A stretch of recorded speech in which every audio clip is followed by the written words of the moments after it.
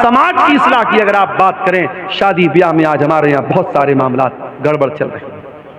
इसी सीमांचल के इलाके में मुझे लोगों ने बताया, बाकायदा आज भी कुछ गांव ऐसे हैं जहां शादियों में डीजे तक बजता है, गाना तक बजता है। और इसी हिंदुस्तान की सरजमीन पर मुख्तलिफ इलाकों का दौरा करते हुए मैंने महसूस किया है कि हम मुसलमानों में शादी ब्याह को लेकर के बहुत बुरी बुरी रस्में। अभी मुंबई में परसों में गया था, जहां उलमा को ठहरने का इंतजाम किया गया था। एक मैरिज हॉल था, एक शादी हॉल था, ऊपर उलमा के रहने का इंतजाम किया गया था, नीचे कोई शादी हुई थी, मुसलमान की शादी थी। और सामने जहेज, सामने जो मंडप लगा हुआ था, मंडप में दुल्हन जो है सज करके, संवर करके और लहंगा वगैरह पहन करके और मेकअप वगैरह करके बैठी हुई थी। और रिश्तेदार सब आ रहे हैं, मर्द भी आ रहे हैं, औरतें भी आ रही हैं और सब उसको देख रहे हैं। ये बहुत सारे इलाकों में ये चलता है कि दुल्हन को बाकायदा मर्द हजरात भी आकर के देखते हैं और मुंह दिखाई तक देते हैं। मेरे प्यारे साथियों, ये रस्में इस्लाम के अंदर नहीं है। इस्लाम बड़ा पाकीज़ा मजहब है, इस्लाम बड़ा साफ सुथरा मजहब है। हम रो रहे हैं, हमारी मस्जिदें अल्लाह निशाने पर है जालिम। हमारी मस्जिदों पर ताले लगने की नौबत आ रही है, हमें डराया जा रहा है। कल अल्लाह पूछेगा कयामत के दिन, अरे तू मस्जिदों की क्या बात करता है मेरे बंदे? तेरे गांव की मस्जिद में मुअज्जिन 5 टाइम अजान देता रहा, तो 5 टाइम अपने अल्लाह के घर में, अपने मोहल्ले की, अपने गांव की मस्जिद में तू नमाज पढ़ने नहीं जाता था। तुझे क्या मस्जिद का दर्द था? अल्लाह पूछेगा तो हम क्या जवाब देंगे? दिल्ली की जामा मस्जिद में अभी एक फेसबुक पर एक रील आई, एक गैर मुस्लिम लड़का, एक मुसलमान, हालांकि लड़का लड़की दोनों गैर मुस्लिम थे, मगर उसमें उन्होंने एक्टिंग की, एक रील बनाई जिसमें यह दिखाया गया कि एक गैर मुस्लिम लड़के को मुसलमान लड़की से प्यार हो गया। आजकल ये भी चल रहा है ना, मुसलमान लड़कियों को फंसाने के लिए इस तरीके की मूवी बनाई जा रही है और रील्स बनाई जा रही है ताकि मुसलमान लड़कियां अट्रैक्ट हो जाएं इन सब चीजों की तरफ। जामा मस्जिद दिल्ली के अंदर वो वीडियो वायरल हुआ है इंटरनेट के ऊपर कि बाकायदा एक बेहुदा किस्म का वीडियो बनाया जा रहा है और वो भी मस्जिद के अंदर। दिल्ली की कुछ मस्जिदें तो ऐसी हैं जो खंडर बन गई हैं। किसी जमाने में मस्जिद थी, अब खंडर बन गई है और वो लवर पॉइंट बन गया है। लड़का लड़की वहां जाकर के मिलते जुलते हैं और प्यार मोहब्बत की और इश्क आशिकी की बातें करते हैं। अल्लाह पूछेगा कयामत के दिन कि क्या मस्जिदें इस मकसद के लिए थी, अय्याशी का अड्डा बनाने के लिए, पिकनिक स्पॉट बनाने के लिए? तूने अपने मोहल्ले और गांव की मस्जिदों की फिक्र नहीं की। और तेरे मुल्क में कितनी मस्जिदें ऐसी थी जिनको तू नमाज से आबाद कर सकता था, तूने नहीं किया। तू क्या रोना रोता है मस्जिदों का? फसब्बा अलैहिम रब्बुका सौता अज़ाब। अल्लाह कह रहा है कि तुम्हारे रब के अजाब का कोड़ा उन कौमों के ऊपर बरसा है जिन्होंने अल्लाह की नाफरमानी की। अगर कौम आद ने अल्लाह की नाफरमानी की, कौम समूद ने अल्लाह की नाफरमानी की, फिरौन ने अल्लाह की नाफरमानी की और उनके ऊपर अल्लाह का अजाब आया, तो हम कोई दूध के धूले नहीं है, हम पर भी अल्लाह का अजाब आएगा अगर हमने गुनाह को दावत दी। मेरे प्यारे साथी, माशाअल्लाह हाजी साहब चेहरे पर भरपूर दाढ़ी भी रखे हुए हैं, माथे पर सजदे का निशान भी है, 5 टाइम के नमाजी भी हैं। हाजी साहब से पूछो, हाजी साहब आपके वालिद का इंतकाल हुआ, वालिद प्रॉपर्टी में क्या छोड़ के गए? हाजी साहब ने कहा हमारे वालिद अपनी प्रॉपर्टी में जमीन छोड़ के गए, खेत छोड़ के गए, मकान छोड़ के गए, रुपया पैसा छोड़ के गए। हाजी साहब आपके कितने भाई बहन हैं? हम लोग 2 भाई हैं, 3 बहनें हैं। हाजी साहब आपने अपनी बहनों को अपने बाप की वरासत में, अपने बाप की प्रॉपर्टी में, अपने बाप के तरके में से हिस्सा दिया? हाजी साहब का मुंह बंद, नहीं, बहन को तो नहीं दिया। भाई के साथ बंटवारा कर लिया, बहन को नहीं। बहन को क्या दिया? बहन को इज्जत दे रहे हैं, हर साल बहन को बुलाते हैं, बहन को दावत खिलाते हैं, बहन को थोड़ा बहुत उसका ख्याल रखते हैं। बाप की वरासत में हमने बहन को हक नहीं दिया। हाजी साहब आप कौन से मसलक को मानते हैं? अल्हम्दुलिल्लाह पक्का अहले हदीस हूं। हाजी साहब हाथ कहाँ बांधते? सीने पर बांधता हूं। आमीन आहिस्ता बोलते हैं कि जोर से? बिल्कुल जोर से बोलता हूं। हाजी साहब नमाज में खड़े होते तो पैर से पैर मिलाते कि नहीं मिलाते? बिल्कुल मिलाता हूं, मैं अहले हदीस हूं, पक्का अहले हदीस हूं। हाजी साहब नमाज में अहले हदीस है, हाजी साहब दाढ़ी के मामले में अहले हदीस है, हाजी साहब नमाज के मामले में अहले हदीस हैं। लेकिन बहन और बेटी का हक देने की बात आई तो हाजी साहब वही करते हैं जो समाज में होता चला है। मेरे प्यारे साथियों, अल्लाह ताला ने बाकायदा एक सिस्टम बनाया है कि किसी के मरने के बाद उसकी प्रॉपर्टी में, उसकी जमीन में, उसकी जायदाद में कौन कौन वारिस होगा। और शरीयत ने बाकायदा उसका कानून बनाया है जिसको इस्लाम का निज़ाम मीरास कहते हैं, इस्लाम का कानून वरासत कहते हैं। अगर आपको इसको जानना है तो कुरान की सूरह निसा की जाकर के तिलावत कर लीजिए। सूरह निसा की सिर्फ 3 आयतों में अल्लाह ताला ने पूरा इस्लाम का सिस्टम ऑफ इनहेरिटेंस, वरासत का जो कानून है अल्लाह ने बयान किया। और अल्लाह ताला ने जब वरासत का कानून बयान किया तो क्या फरमाया? तिल्का हुदूदुल्लाह व मन युतिल्लाह व रसूलहु युदखिलहु जन्नातिन तजरी मिन तहतिहल अनहारु खालिदीन फीहा व ज़ालिकल फौजुल अज़ीम। ऐ मेरे बंदो, ये वरासत का कानून जो मैंने बयान कर दिया, ये मेरा बनाया हुआ कानून है, ये मेरा बनाया हुआ सिस्टम है, और जो इसको मानेगा वो जन्नत में जाएगा। वमन यासिल्लाह व रसूलहु व यतअद्दा हुदूदहु युदखिलहु नारन खालिदन फीहा व लहू अज़ाबुम मुहीन। और जो अल्लाह के कानून को नहीं मानेगा, जो मनमानी करेगा, जो अल्लाह की नाफरमानी करेगा, रसूल की नाफरमानी करेगा, उसको जहन्नम का दर्दनाक अज़ाब मिलेगा। हाजी साहब, आपका हज बर्बाद हो जाएगा, आपका उम्रा बर्बाद हो जाएगा, आपकी नमाजें आपके मुंह पर मार दी जाएंगी, आपकी इबादतें बर्बाद हो जाएंगी। अल्लाह पूछेगा तेरे बाप की प्रॉपर्टी में तेरी बहन का हक था कि नहीं था? मैंने कुरान में बताया था कि नहीं बताया था? मेरे नबी ने हदीसों में बताया था कि नहीं बताया था? हाजी साहब आप अल्लाह को क्या जवाब देंगे? बताओ मेरे प्यारे साथियों, क्या ये समाज की कड़वी हकीकत नहीं है कि आज हम वरासत के मामले में इस्लाम को फॉलो नहीं करते? वरासत के मामले में हम समाज को फॉलो करते हैं। बहन की शादी है, हम जहेज देते हैं जबकि जहेज का सबूत नहीं है। बेटी की शादी हम जहेज देते हैं जबकि जहेज का सबूत नहीं है। और जब वरासत की बात आती है तो हम कहते हैं अरे हमने तो लड़की की शादी में इतना जहेज दिया था। जहेज जो कि गलत चीज है, उसको बुनियाद बना करके इस्लाम का जो वरासत का कानून है उसकी हम मुखालफत करते हैं। मेरे प्यारे साथियों, ये दौरे जाहिलियत का तरीका था। जब वहां बाप मरता था तो जो छोटा बच्चा होता था, जो यतीम बच्चा होता था, जो छोटे भाई होते थे, उनको जमीन जायदाद में कोई हक नहीं मिलता था। जो बड़े लोग होते थे, जो पावरफुल होते थे, वो जमीन जायदाद पर कब्जा कर लेते। इस्लाम का कानून तो इतना सख्त है, अगर मरने वाले का कोई बच्चा उसकी बीवी के पेट में पल रहा है, मरने वाले का जब इंतकाल हुआ, एक लड़का 60 साल का था, उसका एक लड़का 40 साल का था, उसका एक लड़का 30 साल का था, उसका एक लड़का भी उसकी बीवी के पेट में है। मैं मिसाल दे रहा हूं एक। शरीयत क्या कहती है? बाप मर गया, उसका अगर कोई बेटा 60 साल का भी है, कोई 40 साल का भी है, कोई 30 साल का भी है, कोई उसकी बीवी के पेट में अभी पल रहा है, जब वो बच्चा पैदा होगा तो जितना हिस्सा 60 साल वाले को मिलेगा, जितना हिस्सा 30 साल वाले को मिलेगा, जितना हिस्सा 20 साल वाले को मिलेगा, उतना ही हिस्सा, उतना ही हक उस बीवी के पेट से पैदा होने वाले बच्चे को भी मिलेगा।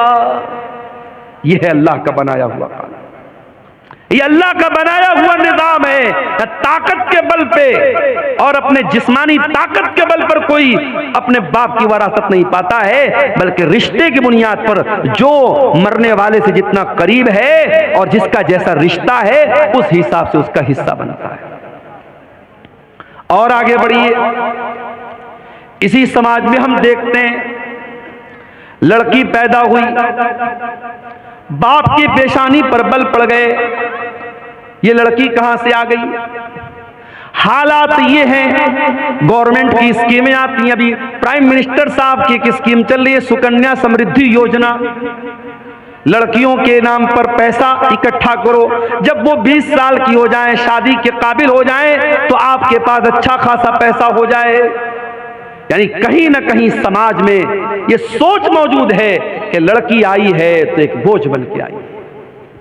बेटी पैदा हुई तो माँ बाप के माथे पर बल पड़ गए, ये मुसीबत कहां से आ गई। कल जब ये लड़की जवान होगी, हमें इसकी शादी करना पड़ेगा, इसके जहेज का इंतजाम करना पड़ेगा।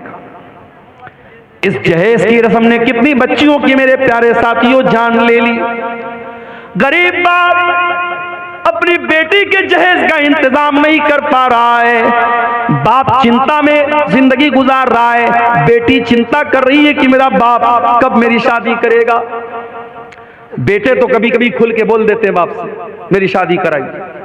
बेटा कुछ करे या ना करे, कमाए या ना कमाए, शादी के काबिल हो गया तो बाप को जाके सुना देगा, मेरी शादी क्यों नहीं करा रहे। बेटी तो नहीं सुनाती ना, बेटी तो शर्माती है। बेटी 25 साल की हो गई, 30 साल की हो गई, 35 साल की हो गई, अब तो रिश्ते नाते आने भी बंद हो गए। मेरे प्यारे साथियों, इस जहेज की रस्म की वजह से कितनी लड़कियों की जवानी बर्बाद हो गई, उनको रिश्ते नहीं मिल रहे हैं। और एक बात बोलूं आपसे, अगर आप जहेज को रोकना चाहते हैं तो आप सिर्फ लड़की वालों को, ये लड़के वालों से के कहने से ये काम नहीं चलेगा कि आप जहेज मत लीजिए। लड़की वालों की भी जिम्मेदारी है कि वो दीनदारी देख करके शादी करें। अगर लड़के वाले लालच कर रहे हैं कि हम ऐसी लड़की क्या शादी करें जहां से जहेज ज्यादा मिलेगा, तो माफ करना, लड़की वाले भी लालची होते हैं और वो तलाश करते हैं ऐसा रिश्ता जहां दामाद बहुत पैसे वाला या सरकारी नौकरी वाला या बहुत बड़ा बिजनेसमैन मिल जाए। अगर कोई मिडिल क्लास का लड़का है, कोई मामूली कमाने वाला लड़का है, उस लड़के के साथ कोई जल्दी अपना रिश्ता करना नहीं चाहता है। ताली दोनों हाथ से बजती है मेरे प्यारे साथियों। जहेज की इस गंदी रस्म के लिए सिर्फ लड़के वाले दोषी नहीं हैं, लड़की वाले भी दोषी हैं। अगर लड़के वाले मोटी मोटी रकम, जहेज के नाम पर मोटी रकम तलाश कर रहे हैं, तो लड़की वाले भी उसी हिसाब से दामाद तलाश कर रहे हैं। अल्लाह के प्यारे नबी ने क्या फरमाया, इज़ा खतब इलैकुम मिम्मन तरज़ौन दीनहु व खुल्क़हु, जब तुम्हारी लड़कियों के लिए ऐसा रिश्ता आ जाए, लड़का दीनदार है, लड़का बाखलाक है, फज़व्विजूहु, तो तुम अपनी लड़की की शादी उससे कर दो। देखो अल्लाह के नबी ने 4 बेटियों की शादी की। मालूम है आपको, नबी की 4 बेटियां थी। सबसे बड़ी बेटी का नाम क्या था, कोई बता सकता है? इधर से कोई बताए नबी की बड़ी बेटी का नाम। बोलो भाई, सो गए क्या? मालूम है नबी की बड़ी बेटी का नाम? ज़ैनब। नबी की बड़ी बेटी का नाम ज़ैनब। और दामाद का नाम, ज़ैनब के शौहर का नाम बोलो, नहीं मालूम? क्या तकरीर सुनते हैं आप लोग? तकरीर सुन सुन के बूढ़े हो गए और आज तक नबी की बेटियों का नाम नहीं मालूम, नबी के दामादों का नाम नहीं मालूम। नबी की बड़ी बेटी का नाम ज़ैनब और ज़ैनब के शौहर का नाम था अबुल आस बिन रबी रजी अल्लाह ताला। नबी की दूसरी बेटी नाम था रुकैया, उनके शौहर का नाम उस्मान गनी। रुकैया का इंतकाल हो गया, नबी ने अपनी तीसरी बेटी की शादी हजरत उस्मान से कर दी। तीसरी बेटी का नाम था उम्मे कुलसूम, इनकी शादी हुई हजरत उस्मान से। दुनिया में हजरत उस्मान इकलौते ऐसे इंसान हैं जिनकी शादी में, जिनके निकाह में नबी की 2 बेटियां आई हैं। और रुकैया, उनकी भी शादी हुई और रुकैया का जब इंतकाल हुआ तो उम्मे कुलसूम की शादी हजरत उस्मान गनी से। और नबी की सबसे छोटी बेटी, चौथे नंबर की बेटी का नाम था फातिमा, उनकी शादी किससे हुई? हजरत अली से। मेरे प्यारे साथियों, नबी ने अपने बेटियों के रिश्ते करने में दीनदारी देखी है। नबी ने रुपया पैसा नहीं देखा है, नबी ने जमीन व जायदाद नहीं देखी है। आपने सबसे लाडली बेटी, सबसे छोटी बेटी हजरत फातिमा का जब निकाह तय किया हजरत अली के साथ, हजरत अली के पास कुछ भी नहीं था। आपने अली से पूछा क्या अली तुम्हारे पास क्या है? कहा अल्लाह के नबी मेरे पास एक घोड़ा है, एक ज़रा है। आपने कहा कि घोड़ा अपने पास रखो, ज़रा बेच दो। ज़रा बोलते थे लोहे की एक ड्रेस होती थी जो जंग के मैदान में लोग पहनते थे।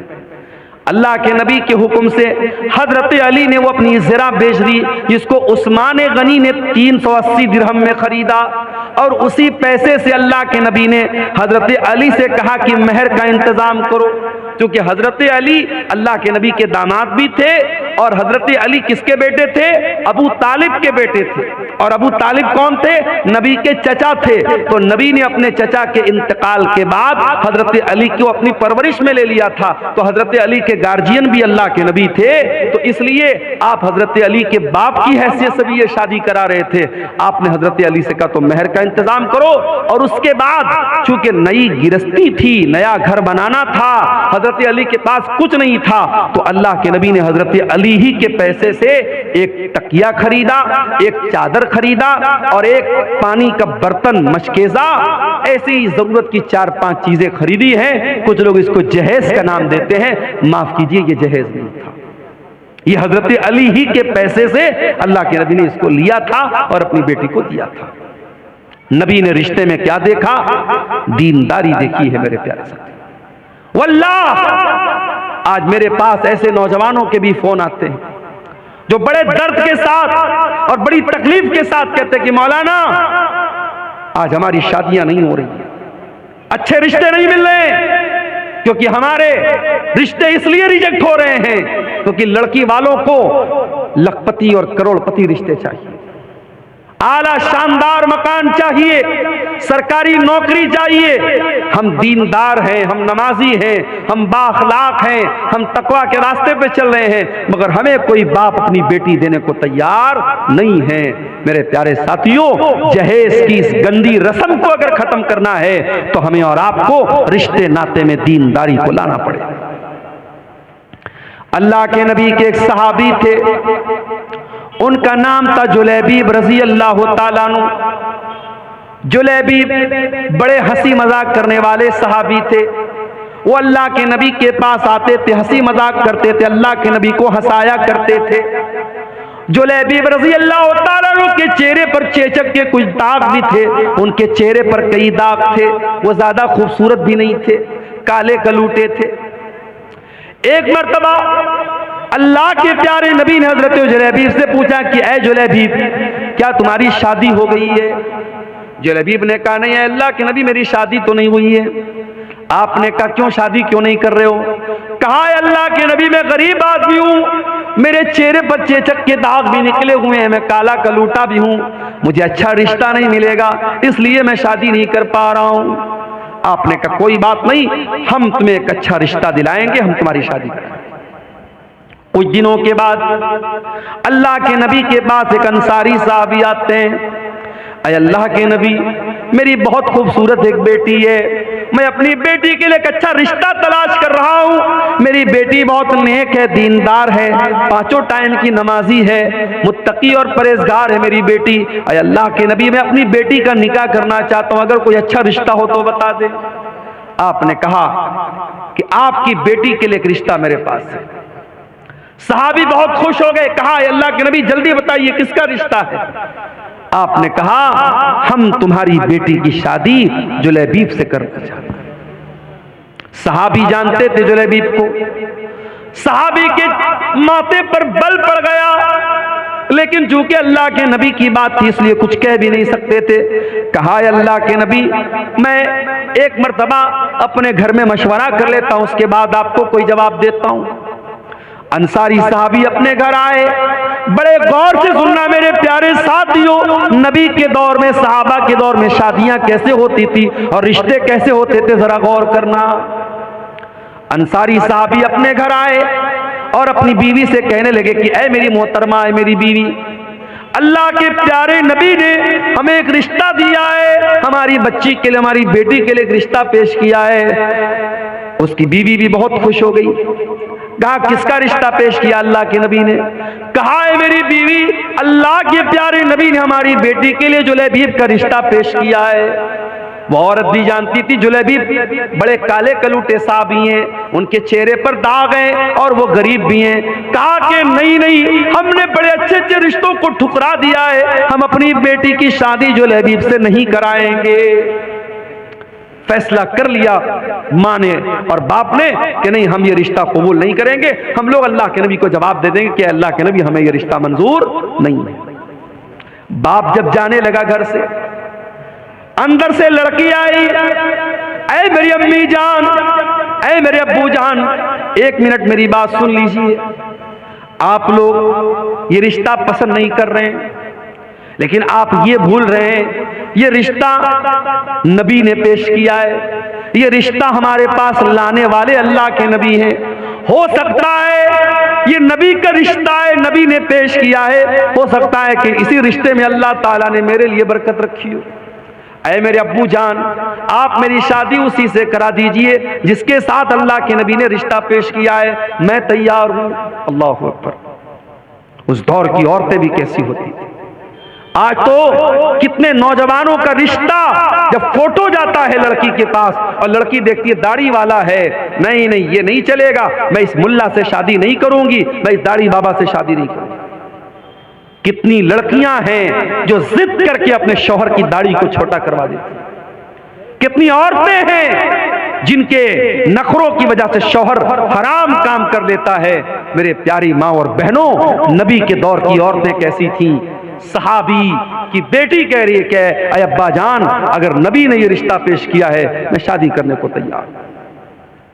सहाबी अल्लाह के नबी के पास आते हैं और पूरी बात बता देते हैं, अय अल्लाह के नबी, मुझे और मेरी बीवी को तो ये रिश्ता पसंद नहीं आया था और हम तो ना करने वाले थे, मगर मेरी बेटी ने कहा कि अगर ये रिश्ता अल्लाह के नबी ने पेश किया है तो मुझे ये रिश्ता मंजूर है और मेरी बेटी शादी करने को तैयार है। अय अल्लाह के नबी, मैं तैयार हूं आप शादी के लिए, आप शादी की तैयारी कीजिए। जब नबी ने सुना कि लड़की इतनी दीनदार है और इतनी अल्लाह और उसके रसूल की बात मानने वाली है, आपने दुआ की, अल्लाहुम्मा बारिक लहा फी ऐशिहा वला तजअल ऐशहा कद्दन कद्दा। ऐ अल्लाह, इस लड़की की जिंदगी में तू बरकतें अता फरमा दे, इस लड़की की जिंदगी में कभी परेशानी ना आए। कुछ दिनों के बाद शादी हुई और वो लड़की अपने शौहर के साथ, हजरत जुलैबीब के साथ हंसी खुशी जिंदगी गुजार गई। कुछ दिनों के बाद अल्लाह के नबी सहाबा के साथ एक जंग में जाते हैं। उस जंग में जुलैबीब भी जाते हैं और जंग के बाद जब शहीदों की लाशों को रखा जाता है, हजरत जुलैबीब रज़ी अल्लाह ताला अन्हु मैदान जंग में उनकी लाश नहीं मिलती है। अल्लाह के नबी अपने सहाबा से कहते हैं, जरा तलाश करो, कहीं ना कहीं जुलैबीब की लाश भी मिलेगी। जुलैबीब की जब लाश मिलती है मेरे प्यारे साथियों, तीरों और तलवारों के जख्म से भरी हुई लाश, 7-8 दुश्मनों के बीच में अकेली लाश जो ये बता रही थी वो जुलैबीब दुश्मनों के नरगे में थे, दुश्मनों के घेरे में थे और कई लोगों से लड़ते हुए वो अल्लाह को प्यारे थे। अल्लाह के नबी ने देखा जुलैबीब को, आपने कहा ये मेरा नौजवान सहाबी है, इसने अल्लाह की राह में लड़ते लड़ते जान दे दी है। आपने जुलैबीब की लाश को उठाया और अपने कंधे पर आपने उठा करके उसकी लाश को कब्र में आपने उतारा। दुनिया के जनाजे के लिए चारपाई आती है, दुनिया के जनाजे को लोग अपने कंधों पे लेके जाते हैं और जुलैबीब की लाश को अल्लाह के नबी अपने कंधे पे लेके जा रहे हैं और आपने अपने हाथों से कब्र में उतारा और आपने दुआ की, ऐ अल्लाह, मैं इस बंदे से राजी था और तू भी इससे राजी हो जा। सहाबा कहते हैं कि जुलैबीब की कब्र को देख करके और उनकी लाश के साथ नबी का मामला देख करके हमारे दिल में यह तमन्ना पैदा हुई कि काश ये हमारी कब्र होती और नबी ने हमारे लिए दुआ की। और उसके बाद जब जुलैबीब का इंतकाल हो गया तो हमें तारीख और सीरत की किताबें ये बताती हैं कि जुलैबीब की वो जो बेवा औरत थी, जो उनकी बेवा खातून थी, वो अल्लाह की राह में सदका और खैरात बहुत ज्यादा करती थी। जबकि आम तौर से बेवा औरतों के पास माल की किल्लत होती है, माल की कमी होती है, मगर अल्लाह ताला गैब से रोजी देता था उस औरत को, जिस औरत ने अपने शौक और अरमान को कुर्बान किया था नबी की और अल्लाह की इताअत करते हुए, जिसने कहा था कि मैं जुलैबीब के साथ निकाह करने को तैयार हूं, और जिसके लिए नबी ने दुआ की थी कि अल्लाह तो इसकी जिंदगी में बरकत अता फरमाना। उस औरत की जिंदगी में वाकई बरकत पैदा हुई। और मदीना में अगर कोई बेवा औरत सबसे ज्यादा अल्लाह की राह में सदका और खैरात करती थी तो सहाबा कहते हैं जुलैबीब की बेवा औरत थी। मेरे अजीजों, मेरे भाइयों, मेरे बुजुर्गों, ये सहाबे किराम की सोसाइटी थी। हम और आप जरा अपनी सोसाइटी का जायजा लें। हमारे यहाँ रिश्ते नाते में सिर्फ हम सामने वाले की खूबसूरती देखते हैं, सिर्फ रुपया पैसा देखते हैं, सिर्फ जात और बरादरी देखते हैं, हम दीनदारी नहीं देखते हैं। ये जहेज की रस्म ये नहीं खत्म हो सकती, ये लालच नहीं खत्म हो सकता जब तक हम रिश्ते नातों की बुनियाद दीनदारी पर नहीं करें। इसीलिए अल्लाह के नबी फरमाते हैं तुनकहुल मरातु लिअरबईन, जब औरत का निकाह होता है 4 चीजें औरत के अंदर देखी जाती हैं। लिमालिहा वले हसबिहा वले जमालिहा वले दीनिहा। कुछ लोग औरत का माल देखते हैं, कुछ लोग औरत का खानदान देखते हैं, कुछ लोग औरत की खूबसूरती देखते हैं और कुछ लोग औरत की दीनदारी देखते हैं। फज़फर बिज़ातिद्दीन, अल्लाह के प्यारे नबी फरमाते हैं कि ओ लोगों, तुम दीनदार औरत को अपने घर में लेकर के आ जाओ, कामयाब हो जाओगे। दीनदार औरत को अपने घर में लेके आओ, कामयाब हो जाओगे। मेरे प्यारे साथियों, आज घरों में सास और बहू के झगड़े हैं, देवरानी जेठानी के झगड़े हैं, ननद और भाभी के झगड़े हैं, हर घर में फसाद है, हर घर में बिगाड़ है। क्यों? क्योंकि हमने खूबसूरती तो देखी है, हमने लंबा चौड़ा जहेज तो हमने देख करके शादी कर ली, हमने दीनदारी नहीं देखी है। दीनदारी को तरजीह दीजिए, दीनदार बाप की दीनदार बेटी को अपने घर में लाइए, इंशाअल्लाह बरकत होगी। मेरे अजीजों, आज समाज की इस्लाह की अगर आप बात करें, शादी ब्याह में आज हमारे यहाँ बहुत सारे मामलात गड़बड़ चल रहे हैं। इसी सीमांचल के इलाके में मुझे लोगों ने बताया बाकायदा आज भी कुछ गांव ऐसे हैं जहां शादियों में डीजे तक बजता है, गाना तक बजता है। और इसी हिंदुस्तान की सरजमीन पर मुख्तलिफ इलाकों का दौरा करते हुए मैंने महसूस किया है कि हम मुसलमानों में शादी ब्याह को लेकर के बहुत बुरी बुरी रस्में। अभी मुंबई में परसों में गया था, जहां उलमा को ठहरने का इंतजाम किया गया था। एक मैरिज हॉल था, एक शादी हॉल था, ऊपर उलमा का के रहने का इंतजाम किया गया था, नीचे कोई शादी हुई थी, मुसलमान की शादी थी। और सामने जहेज, सामने जो मंडप लगा हुआ था, मंडप में दुल्हन जो है सज करके संवर करके और लहंगा वगैरह पहन करके और मेकअप वगैरह करके बैठी हुई थी, और रिश्तेदार सब आ रहे हैं, मर्द भी आ रहे हैं, औरतें भी आ रही हैं, और सब उसको देख रहे हैं। ये बहुत सारे इलाकों में ये चलता है कि दुल्हन को बाकायदा मर्द हजरात भी आकर के देखते हैं और मुंह दिखाई तक देते हैं। मेरे प्यारे साथियों, ये रस्में इस्लाम के अंदर नहीं है। इस्लाम बड़ा पाकीज़ा मजहब है, इस्लाम बड़ा साफ सुथरा मजहब है। हमने रस्म और रिवाज के जरिए शादी ब्याह के इस बंधन को बहुत ही नापाक बना डाला है मेरे साथियों। और फजूल खर्ची अल्लाह की पनाह है। फजूल खर्ची तो इस कदर हो रही है शादी के मौके पर जिसकी कोई हद नहीं है।